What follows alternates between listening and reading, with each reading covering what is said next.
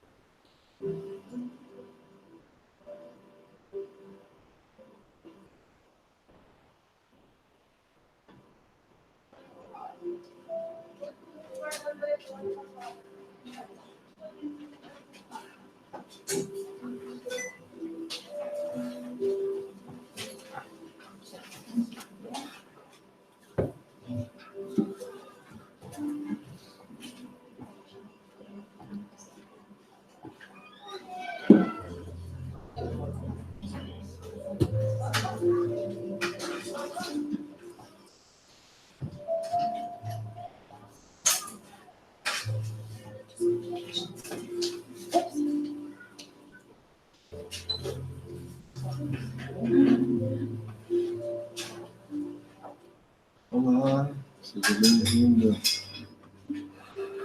Tudo bem na viagem?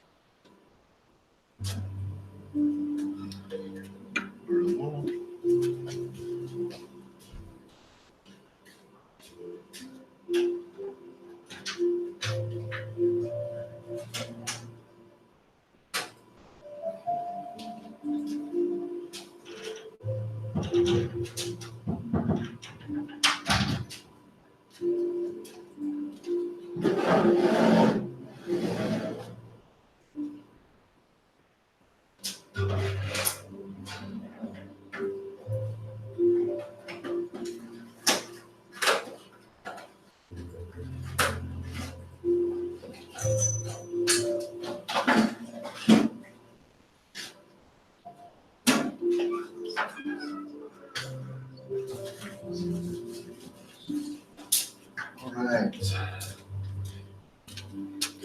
Just forgive our delay. I had a meeting a little earlier and I took too long to finish it.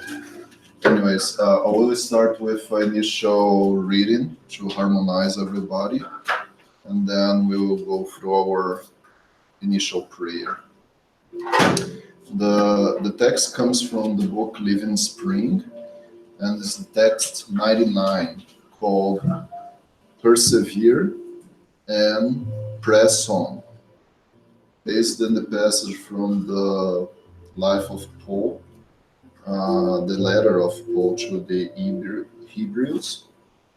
Therefore, lift up your weary arms and weak knees.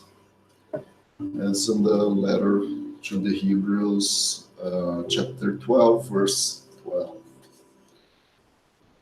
Negligent farmers often heed the suggestions of weariness. They may stop working because a storm and flood ruins their crop and robs them of their incipient will to go on. They rest because of calluses that the whole has been given them and warms winds up destroying their crop. At first, their work had but pardon. At first, they work hard, but they cannot lift their arms to persevere with their work. Consequently, they lose the harvest. Travelers, in their turn, may not reach the end of their journey on time if they are not careful. They complain about the heat and rest in the shade of his illusionary shelters. Whether unexpected perils may strike them. At other times, they point their bloody feet and lie down on the side of the road and become a common beggar. They have healthy knees. They are not willing to use them because they are tired and hurt. So they miss out the joy of reaching their destination. So it is with our spiritual journey. Struggle it is the means. Spiritual growth is the end. Delusionment causes bitterness. Difficulty complicates things. Ingratitude hurts. Malice wounds.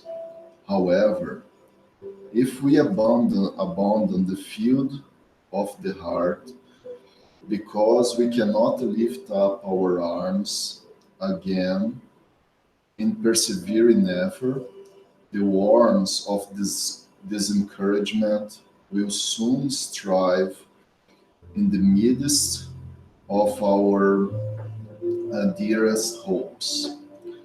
And if we do not want to press on because our knees are tired, we might be waylaid by the shades of false shelters for centuries.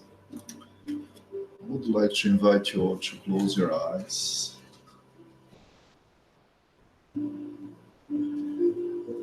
Thank God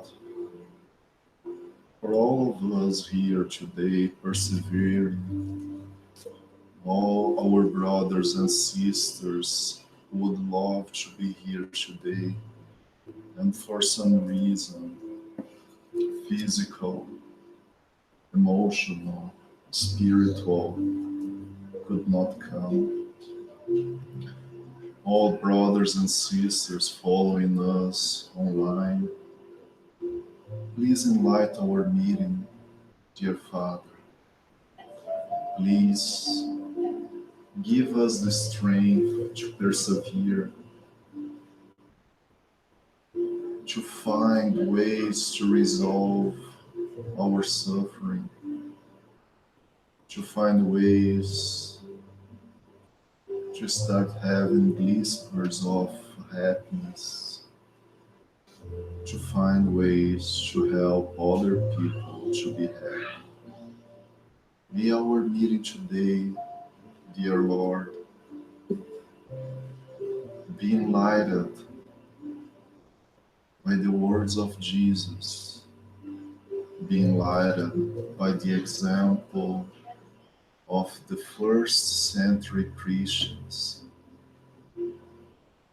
and we all be touched in our hearts by the Apprentice Feeling. So be it.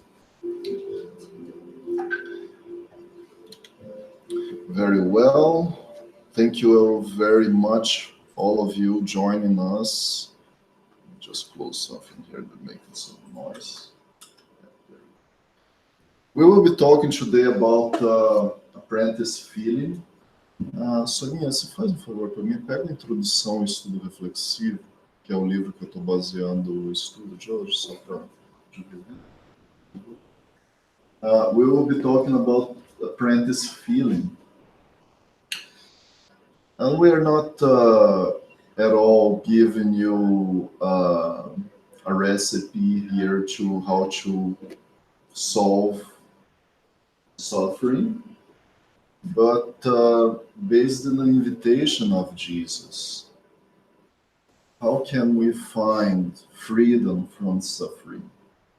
But before we go down this path, I would love to invite you guys this next Thursday, or this Thursday, we will be having Alberto Ribeiro de Almeida, or Alberto Almeida, for some who know him. He will be here in our Spiritist Center at 7 p.m. talking about family relationship, in special the subject healing our inner wounded child. Very special moment. Thanks for the Canadian Spiritist Council to allow us to have this wonderful soul here to enlighten our Thursday. The next invitation is the Canadian Spiritist Conference that we will be handling here in Calgary. So people from all over Canada will be coming here in July 20th. And this is a real event to promote Spiritism in this country, to let people know what is Spiritism, what happened with Spiritism. So last year, our conference title was, What is Spiritism? And this year, we will be talking about Spiritism from the beginning, from the codification to the future, passing through many workers of the eternal life who helped us to evolve Spiritism or the Spiritist doctrine to where it is now and what is the future. The important thing, joining us in this conference, we will have, as I mentioned, people from all over Canada. So we will have speakers from Quebec. We will have speakers from here, Alberta, and we will have a special speaker, the president of FEB, Federação Espírita Brasileira.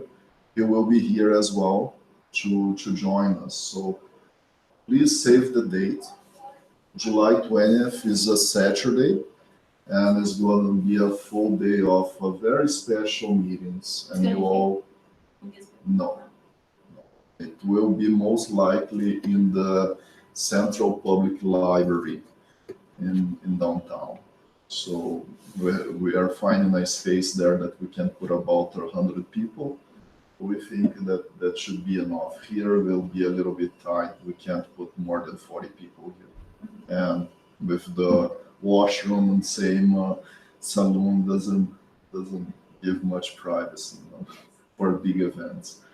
So, okay, so again, so next Thursday, May 23rd, Alberto Almeida, and on July 20th, Canadian Spiritist Conference. So our objective today is talk about freedom of suffering and find relief in Jesus' words. This is mainly based in this book called Introduction to the Reflective Study of the Spiritist Doctrine. We are working on the translation of this book, but we have it in Portuguese and is available either in our library or our book sales. Okay. I would like to invite you to think about this. Focus your mind, if you rather close your eyes and think about a moment of suffering in your life. Try to remember that specific moment, or if it's still happening, try to remember this.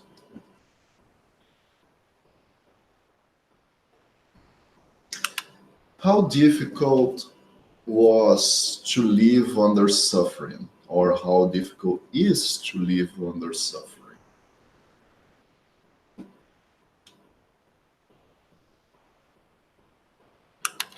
Did you find relief for this suffering, this specific one?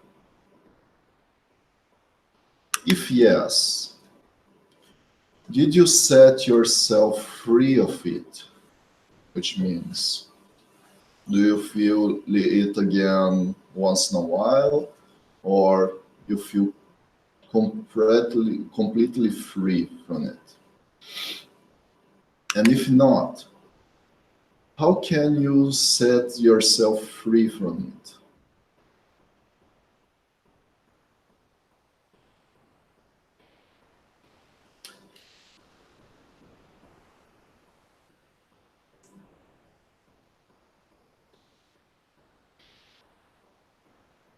All right.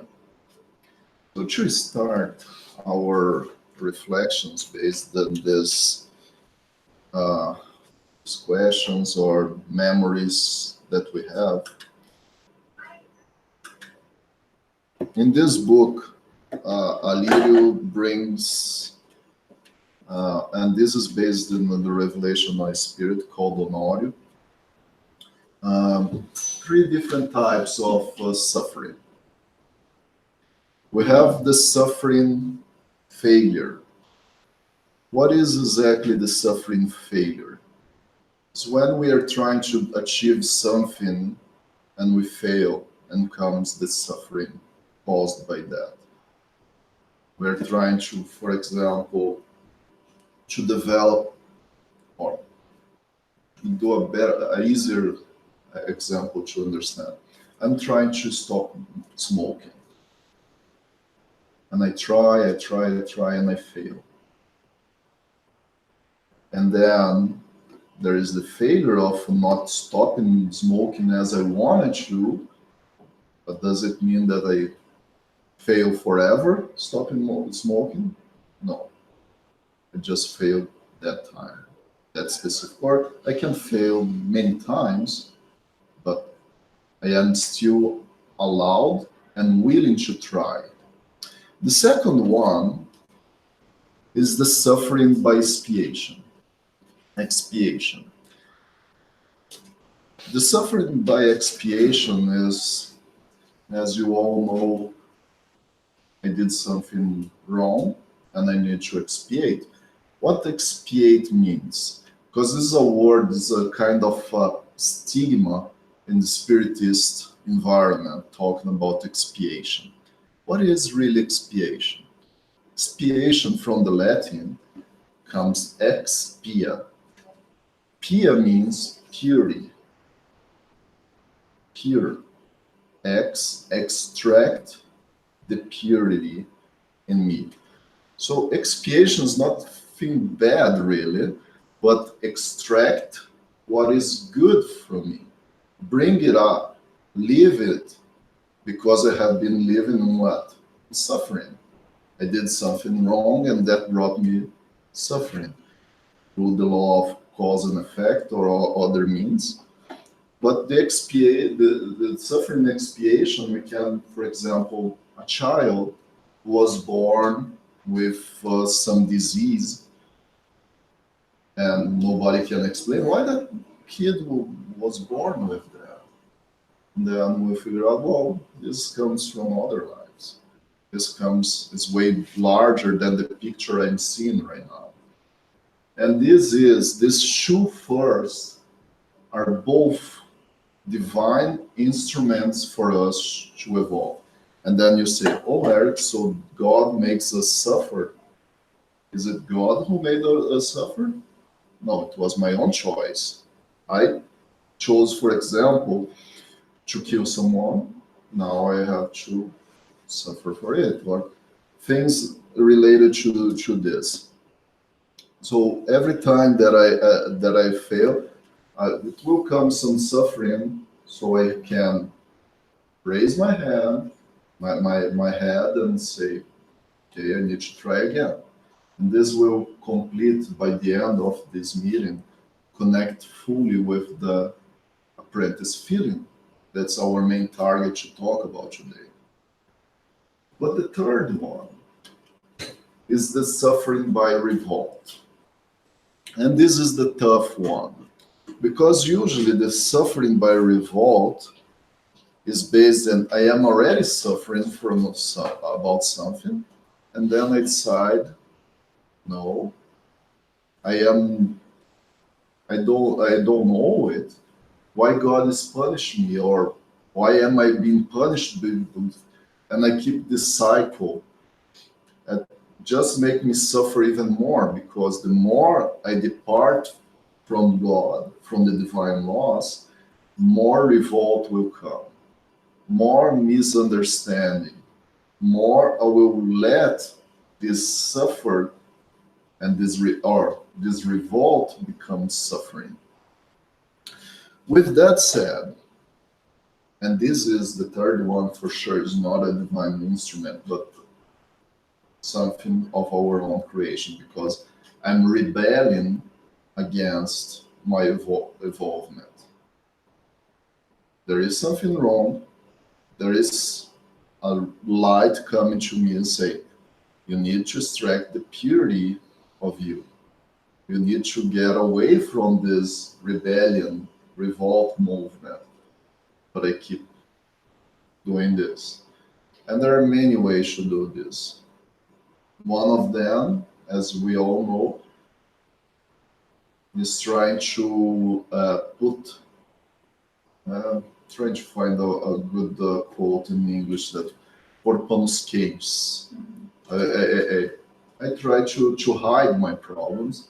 I sweep it under the carpet, and I live with the problem, and it keep coming bigger. The revolt doesn't mean that I will be fighting against God, but I am denying His laws in my life. And somehow I'm departing myself. God is still there, in full contact with us all the time. But unconsciously, I keep putting Him away, away, away. That's the revolt movement that we're talking here. With Jesus, suffering failure and suffering expiation may be present in our lives, but with our efforts, we will be resigned to trials and will transform the cause of pain through love. The Master himself invited us to come to him for relief. But this is a very important thing. Even though I am I am suffering from a failure, or I am suffering from an expiation, blind person. A blind person passes through a very tough thing that most of us can't even understand what is it. Living in full darkness or partial darkness. But have you ever seen a blind person being a lovely person, being a very optimist, very proactive person? It is possible. And yes, there are many cases. And this is exactly what Alírio is trying to tell us here.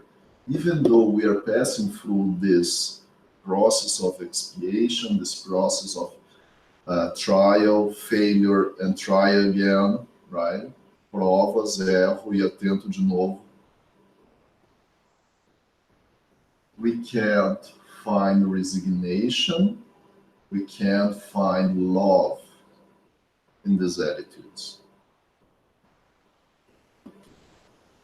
But he mentioned something very important then. The Master himself invited us to come to him for relief. Do you have any idea what is Alírio talking about here? Is there any passage in the gospel that Jesus tells us to come to him to find relief? Do you guys remember it? Does it ring the bell at all?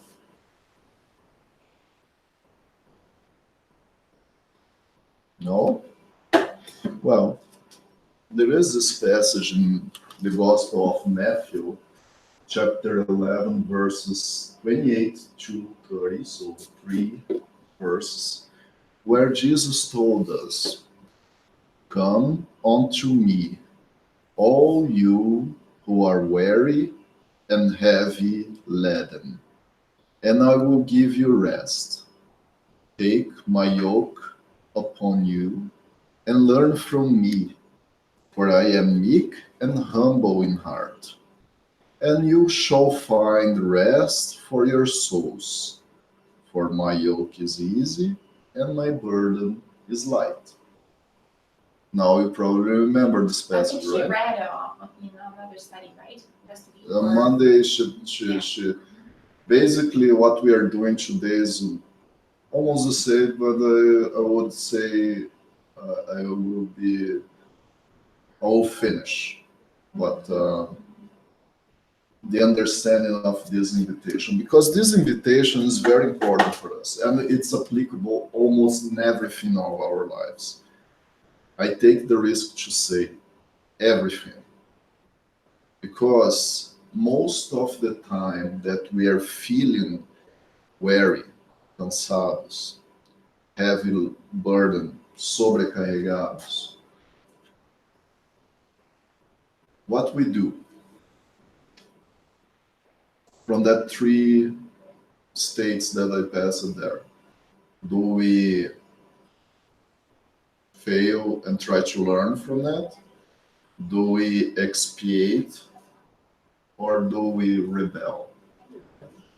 Most of the time we rebel, because it's not fair with me. Why am I passing through this? And then we keep loading up even more the burden on our shoulders until it's ultimately unbearable. We can't move anymore. And then comes those huge depressions, comes those processes that we really suffer in deep our soul. and then we decide to change. Is it okay to mention an example? For sure. That I'm not close to that girl in my work because like I don't have the connection to talk about, but she is in a deep suffering right now. And as much as I think there is a reason this is happening, she doesn't accept. And I think deep inside she is suffering a lot. She is 36 years old, and she was almost 2 years ago, she was pregnant naturally with twins. Before the third month, she lost one, and 2 weeks after, she lost the second one. And since then, she is trying to conceive again and not being successful. I think they already paid $25,000 in treatments to get pregnant again. And she already implanted 2 embryos. Yeah. Now she's resting in bed because she's trying again and doesn't. And I see her crying all the time at the salon. And so you see how interesting is the game that our mind plays to our body. So I get in a stage of depression because I had a miscarriage. And then instead of trying to put myself in a healthy body, thinking positively, working to have a real good body to conceive another pregnancy, I started going in the abysm of depression and going deeper and deeper. Now, the question is, will the body of this lady be a conceivable body for another life to grow in? There is no way, because her mind is creating such a deep state for her body to even her own life. Imagine for a new life come in there. So this is a very trouble, or could use a stronger word, but I will use trouble, of our materialistic society. That we just think that pregnancy is just the connection of the spermatozoid with the, and it is not. It's way beyond that. Spiritism brings a bunch of lectures that we can't really in deep understand. The process is way more complex than just the biological. And even though the biological is already very complicated. So the invitation for your dear friend is totally connected to this, because the more she pressures herself, the more she will turn this weary and heavy laden worse and worse and worse, until a time that she won't be able to live anymore. And the more in this society that's very materialistic, the more in deep we go, we depart so far from our happiness. That's the solution most of the people end up finding is suicide. Very sad. Anyways, so this passage, there are 6 invitations, 6 phases that we can to fully understand this beautiful invitation of Jesus to become learners, apprentices of love.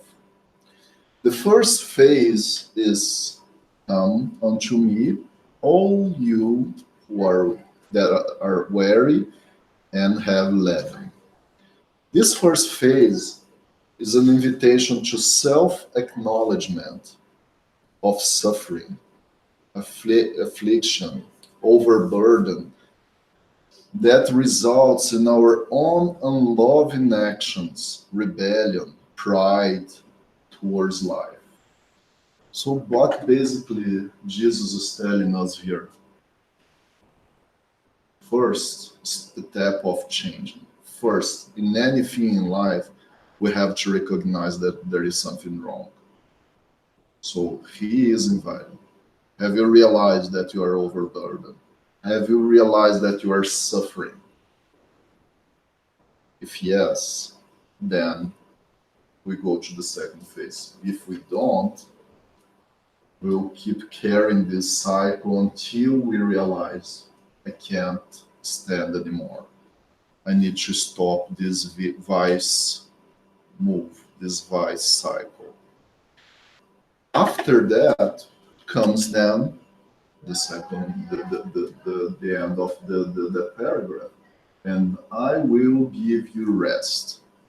This is very important here because it's really misunderstood, this part. Most of the Christians,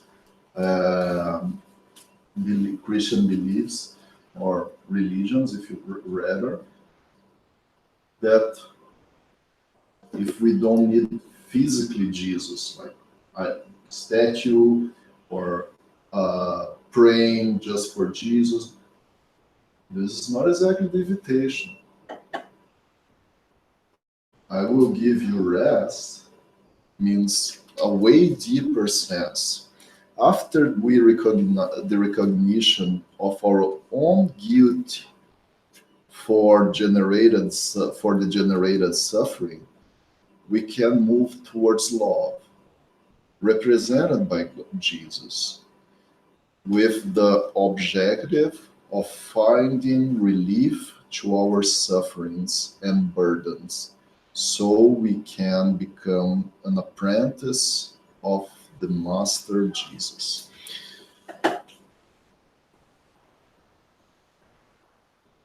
Most of the time, when we think about Jesus, what do we think about? The cross. Oh, welcome. But what do we think about? Do we think about anything different? Or do we think about love? Without a doubt, and this is not just Erick saying because he believes in this, or many philosophers have came to the conclusion that the only one who really preached and applied what he preached in perfect body and shape was Jesus. And his most important teaching was about love, without a doubt. Love one another, love your God as your neighbor and yourself, and understanding indeed that this invitation is to love, and I will give you rest. Love will give us rest for any kind of suffering, overburden, overreaction, suffering. So after we find, okay, I found love, I can at least see it. I don't feel it, but I can see that's already starting to bring us some relief. And then it continues. Take my yoke upon you. What is yoke? Do you guys know what is a yoke? Yes, it's that thing that is in the past. We don't see it very often anymore. When you have two bulls pulling a cart, you put that wood piece on top of them so they walk together. Otherwise, what would happen? They would walk on each side and will break the cart apart, right? So it should give guidance. That thing is to give guidance so they walk in the righteous path. Otherwise, it will be impossible to keep moving the cart. Take my yoke upon you. Take my guidance of love to you. We will study love as a guideline of our lives for the purpose of learning. So as we start studying love in actions in our lives, love in action of other people in their lives, and if I can bring it to my life, what will end up happening? I will follow this guideline, this roadmap that Jesus is inviting us to do. Go in this direction, find love, and pursue love. This is the main invitation. And then, and learn from me, for I am meek and humble in heart. And this is probably one of the most important parts of this whole passage that we are talking about here. Because learn of me, for I am meek. Do you guys know what is meek? Most of the Portuguese speakers probably won't. Mansidão. Meekness is a virtue. I don't rebel. I understand this, and this is not weakness at all, because it's an active movement. What I have to do, I will have to find something that's making me angry, something that's bothering me, and then because of that I explode, I don't accept it, take off my calmness, and then work it humbly. Why humble? Humble, do you guys know what is humble? Humildade. Why humble is important to be an apprentice of love?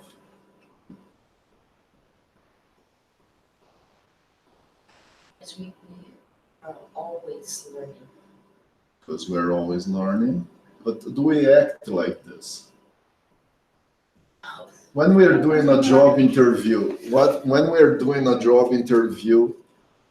people ask, what is the best thing you have? Like, what's something that you're proud of on you?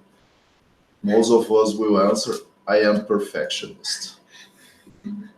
If I am perfectionist and I am perfect, am I being humble? Where is the humbleness there? Because in deep I know that I don't know everything. In deep, I agree with Socrates that I only know that I don't know. But why do we act like this? There's a feeling of pride. There is a feeling of selfishness. And all of this depart us from humbleness. And humbleness, again, is not a sign of being weak, because many people in our society is very sad to say that. And the world society, people say being meek is a weakness, or being humble is a weakness.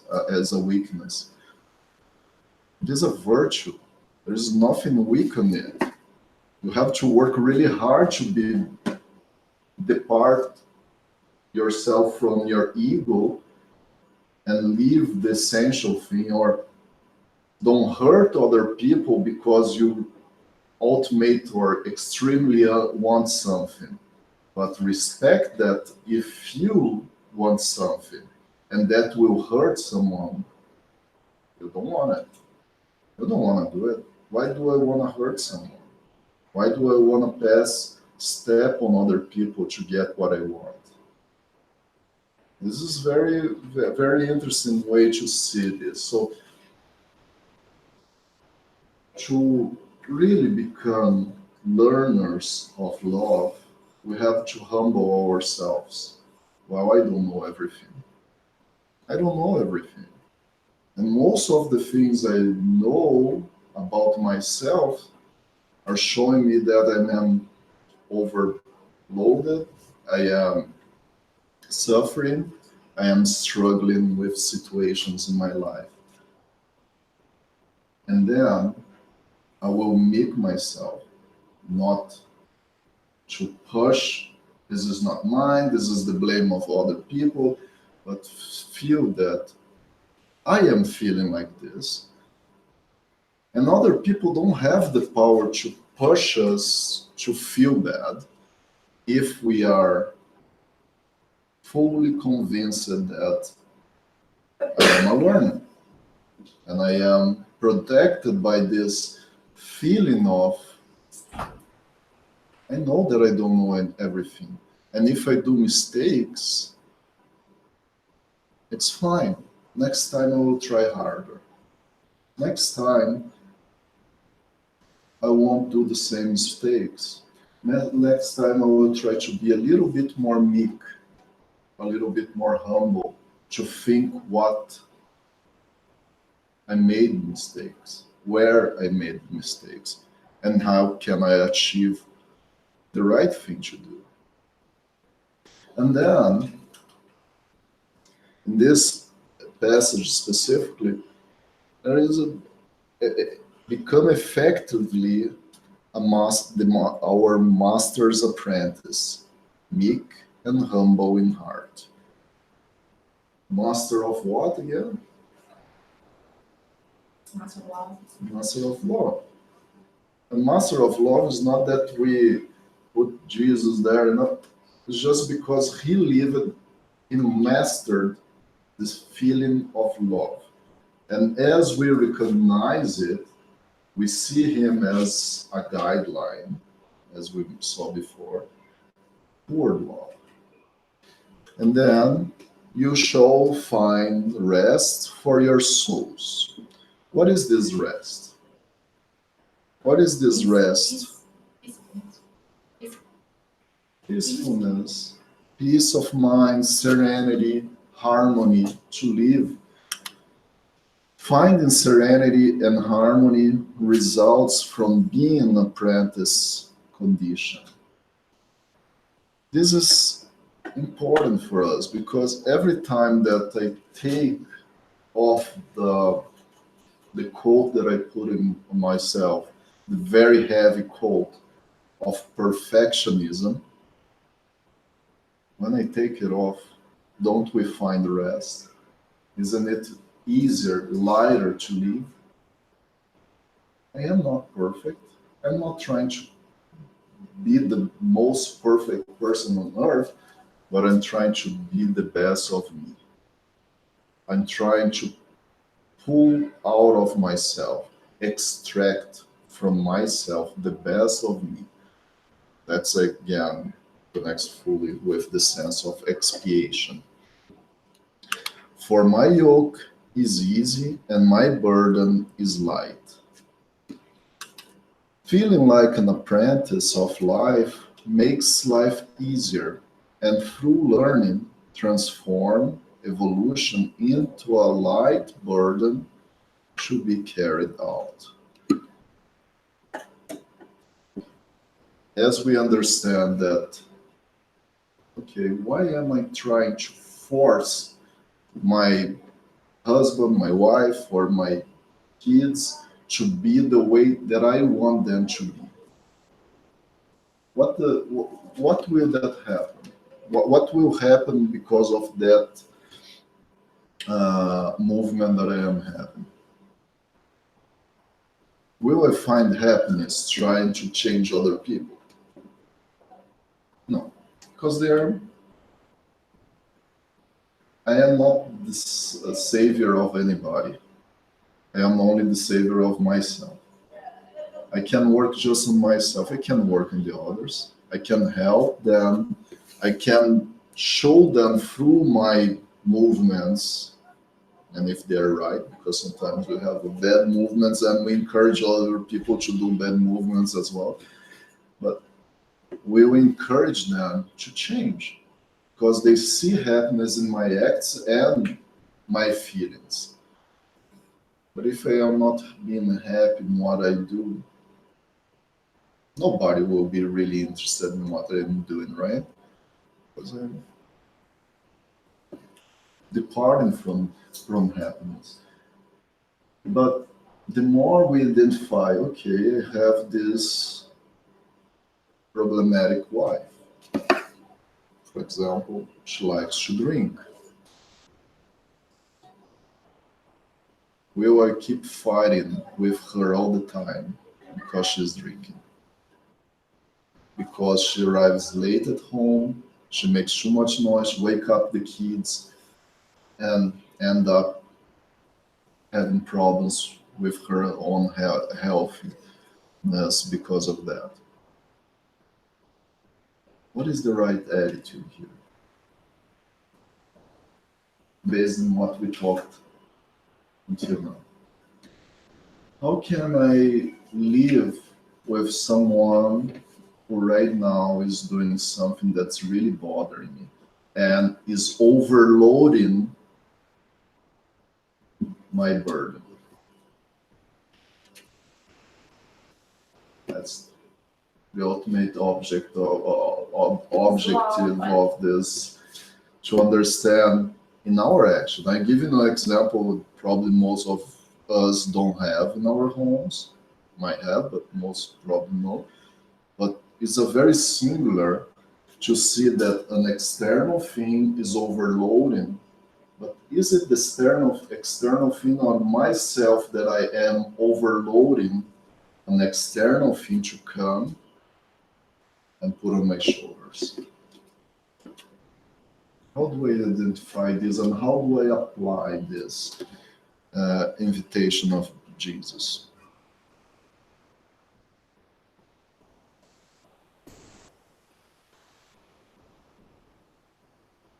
In this case, I told you it would be an interactive meeting, although I spoke most of the time, but now you're more than welcome to join me.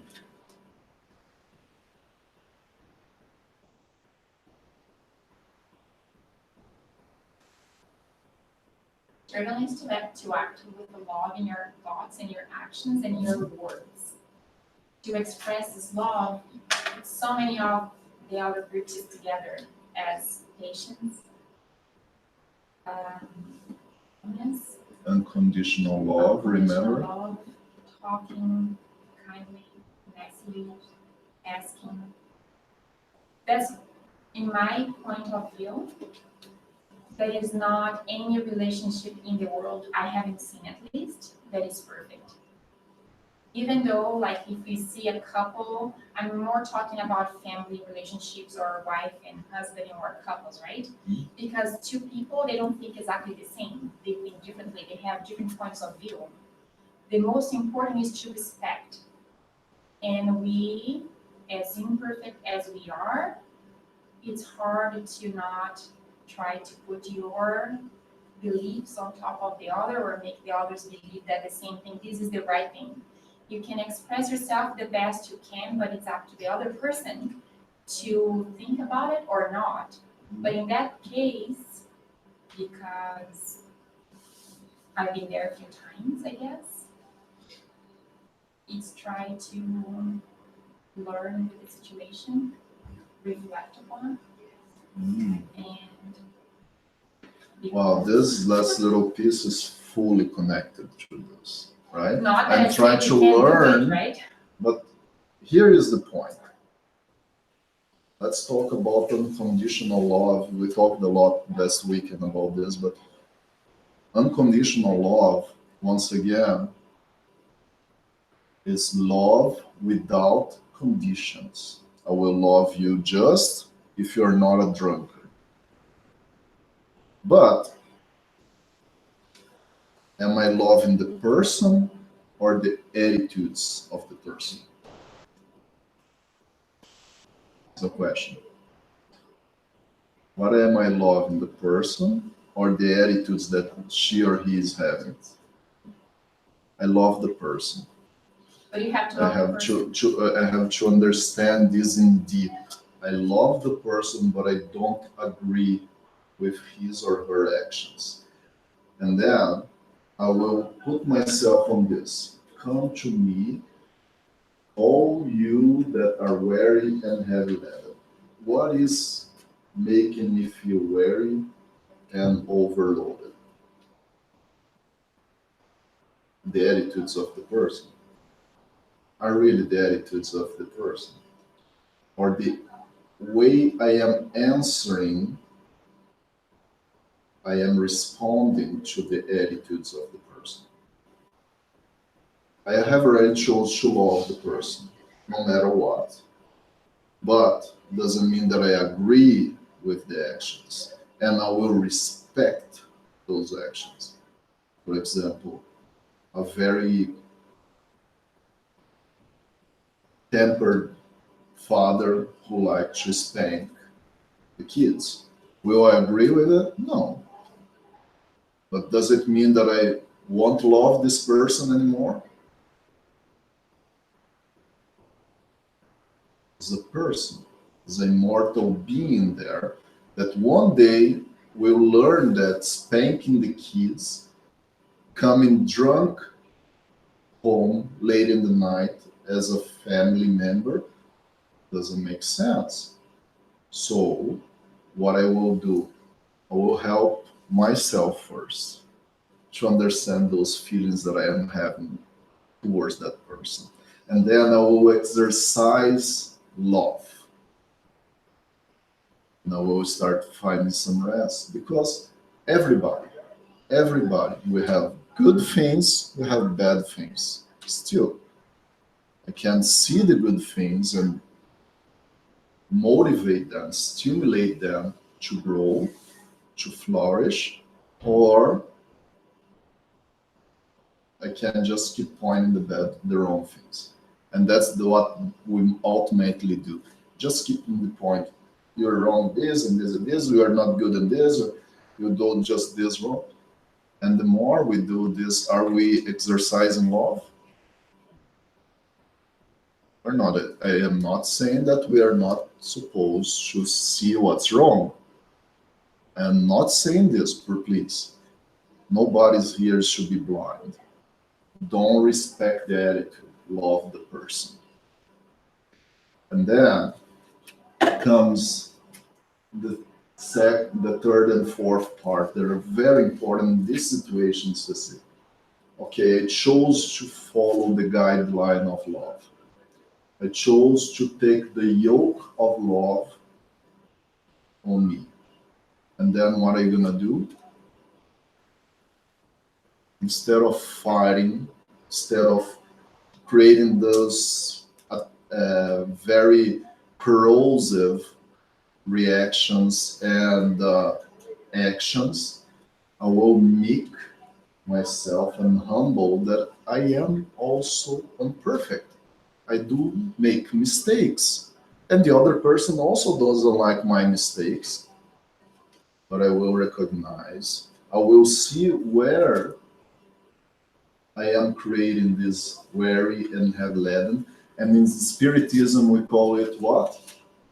Self-knowledge. Question 919 of the Spiritist book. Learn the self. Learn yourself. Why am I not being meek in some situations like this? Why am I not being humble, recognizing that I also do mistakes?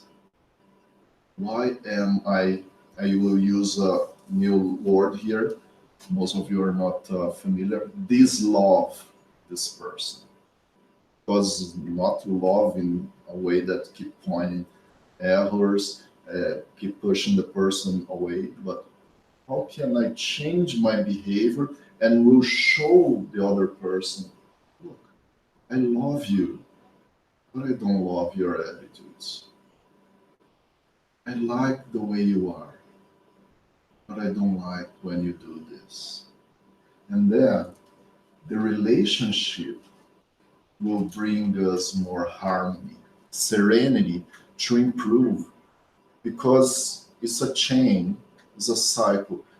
If we do a vice cycle, it will go toward down. If I will do a virtue cycle, it will just keep going up more and more. The more I develop myself, the more the people surrounding me will develop as well. It's inevitable. We are part of a system. We're part of the everything. So if I don't do my part, how I am expecting the world to be a better world? Starts on us. And then this rest will come, we will see harmony, peace of mind in our lives, and we will see that this burden is not unbearable. It's actually very soft and very loving. This is, yes, please. I was thinking hard of this that I want to share. Sometimes a fact it's going so hard, then you have to choose the strongest way of love, which is say, you have to love me first, and I have to let you go into this deep problem you are in, because I am not able or capable anymore to help you, to help us. Because sometimes the person doesn't want at that time, or doesn't want at all. And then you have to choose, preserve your own self. Yes. To show the person he or she must do by him or herself, because you cannot anymore. Because sometimes this person just think, well, this person loved me unconditional, then I can keep going on this. Doesn't matter. Sometimes you have to To say, go forward. no more. I don't want it anymore. If you choose this, go through this, because I have to do other things. I have kids to take care of. I had myself to take care of, and I cannot go for you anymore.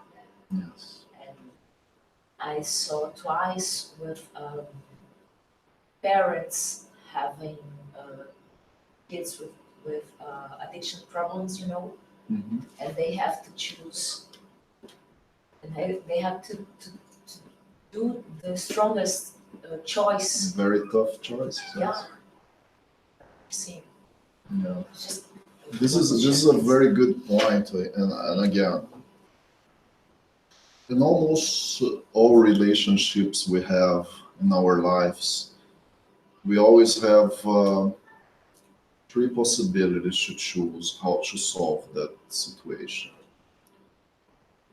I will use the example of a couple relationship, but that will serve for even colleagues, parents and children, and so forth. There is the greater evil in a relationship, for example, that the man spanks the woman and she chooses to stay with him, live to the end. This was more common in our grandparents and grandparents. Nowadays it's become less common, but there still is. The second is the what we call minor evil. That, okay, I'm done, and this is way better than the greater evil for sure, because the greater evil is a so toxic relationship that one of them will end up dying, really, either for a sickness developed or the other people end up killing, really. But the other one is what we call minor evil, which is way better than the other one. And Spirit's book makes very clear, divorce is way better than kill yourself, get sick. So, but the greatest goodness, what we learn in here is, okay, I will try to help this relation.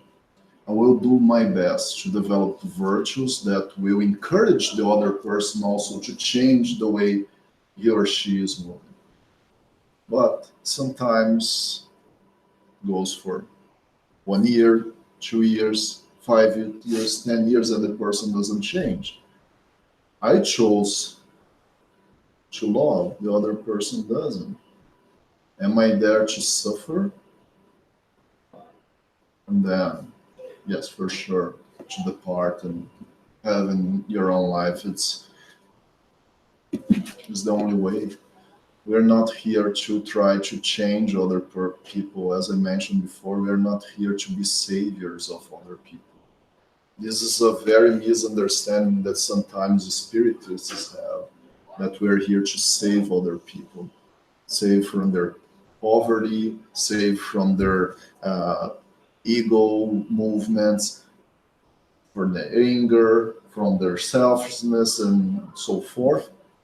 We're not here to change anybody. Am I noticing these movements in me? If yes, yes, you can change me. I can't change myself. I can't change other people. That doesn't make any sense. If I try to change other people, I am already going against a divine law called the law of freedom. I'm trying to simply kill the free will of the person and do what I think it's better for that person. How can I know what is good for the other person? I don't know in deep what's going on in that being. Not even a person who goes to a psychologist for years, 20, 30 years, the psychologist doesn't know in deep the real problems of that person. Because most of the time is the person who will realize the movements. That's why we call it self-acknowledgement. Because we need to understand what is going through inside us and why my reactions are taking that to that point, and why I can't stop my reactions escalate to get down that path, and being rude, being selfish, being proud. For what? Does it make me feel better? Right? But thanks, Silvana. That's a very important thing. We are not here to agree with the I will do my best, but at some point we'll have to say enough. Enough is enough. Doesn't make any sense of us to push too hard in something that we can't change. It's just like trying to hit my head in this wall and believing that at some point I will cross the wall without breaking my head and without breaking the wall. Won't happen, I'm sorry. Won't happen. Do you have time for one more question? I believe so. The kids are trying to get in, but... It's very quickly. In my situation, for example, I got late this morning because yesterday, you know that I have 2 boys, right? And they're young, and I try to show them the best I can in terms of homework. Are they ready there? Yeah. Just need the 1 minute. Okay, yeah, so very quickly.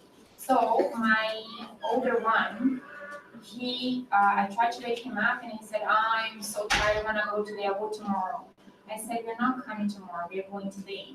And then he started, he didn't want to come. And then I know, since we have been coming here, he has changed a little bit for better, right?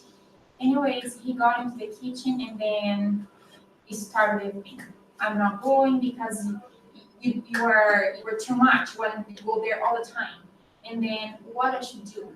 I said, and then he reflects to the little one, to the younger one. I don't want to go too. Why go to? You said you're going once a week. I said, how many hours you spend with your friends and your phone? What does it cost to you 1 hour a week to go there and reflect or pray? And then the other, what's the point to go there if I'm so tired I'm going to be sleeping there? I said, it's okay. You were there, and then your guardian angel are going to give to you what you need in the spirit. And then he started eating, and he tumbled all the chairs on the floor. It was a mess to clean the kitchen before we came, right? So what I should do? So it's okay, don't go. I'll go by myself. Yes. Right. Because you feel it helps your heart to feel better. You can force your kids to feel like you, right?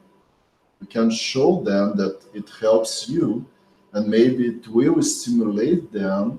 Oh, maybe I could find some rest, even though I'm sleeping. Just kidding. I can find some rest in there because we are overloaded by our daily life. It's a tough world.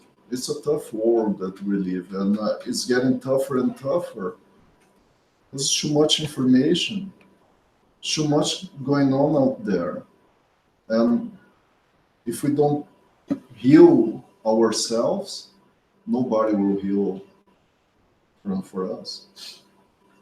Nobody will heal for us. So yes, that's probably the best choice. Why forcing them? They will be here against their own interest, right? I'm sorry, we will have to go through. Thank you very much. But we can talk a little bit more about after the. Yeah, bring Daniel. Okay.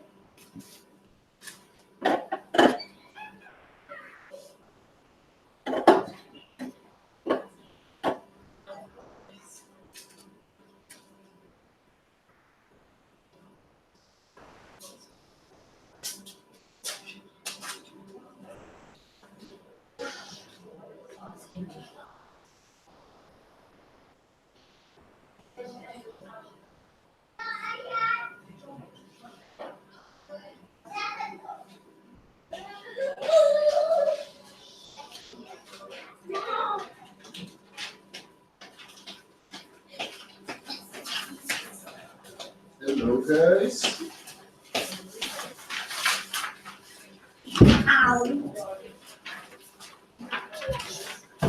Wow. Today, we read about some magnificent inventions, and that we have to keep trying, and sometimes we have to keep trying dozens of times until we make it correct, right? Everyone draws some amazing inventions. You want to talk about yours? Show them your inventions. They're pretty amazing. Lucas, show your inventions. Mostra suas I invenções. have two on paper, okay? I have here, I have 2,000 people. Em pé, filho. Em pé. I have 2,000 people here. Machine, a machine to make.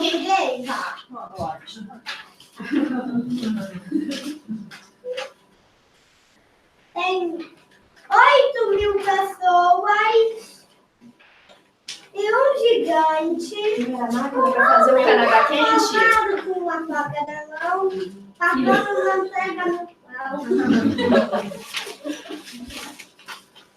E você, Sophie? Ainda não tem de nós. Não. Termina então, Lucas. Não. Também tem isso daqui que é para dar calor pro Canadá. Então, precisamos. Obrigada. Isso daqui que também é uma cópia do Homem de Ferro, só que do mal. Isso daqui é para proteger o planeta Terra. Essas aqui são minhas condições. A Sophie também vai ter as copiadas da minha. Vamos lá, Sophie. Você fez. Meu é quando eu tô no planeta tenho lava e... Não, Sophie, você tem que fazer o contrário. Say in English, so. If it's easier in English, say in English. Ok, não. Deu nó. All right, that's fine. That's okay. No worries. Good Okay. job. Mas o dela é a mesma coisa do que o meu.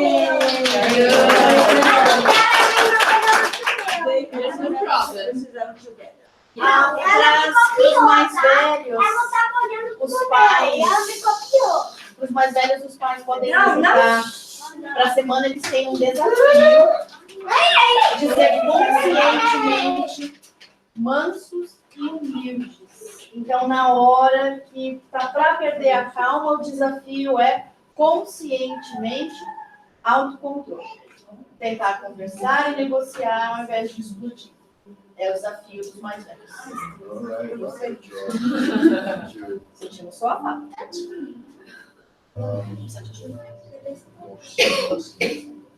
Tem gente lá que cuidar? Tem a piscina não. Eu vou avisar isso. Ah, você vai fazer a final do dia. Enquanto os outros.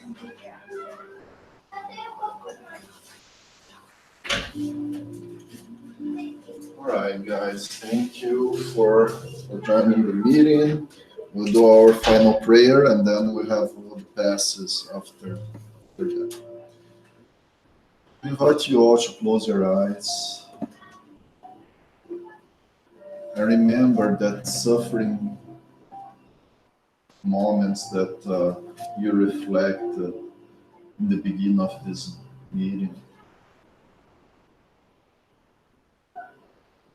And with this wonderful invitation of Jesus today to become apprentices of love, to develop meekness and humbleness in our lives.